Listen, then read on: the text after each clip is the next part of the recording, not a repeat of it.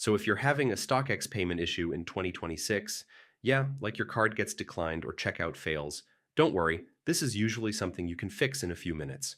First, refresh the page or restart the app and try the payment again. Sometimes it's just a temporary glitch. Next, make sure your internet is stable.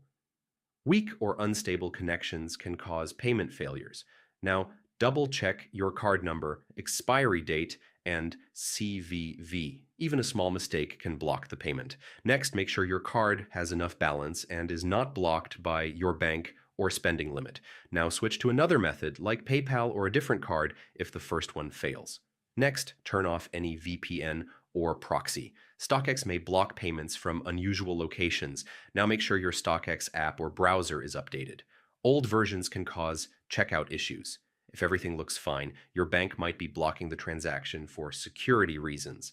Contact them to approve it. Finally, sometimes StockX systems may be down temporarily, so try again after a while. And that's it. That's how you fix StockX payment issues step by step in 2026.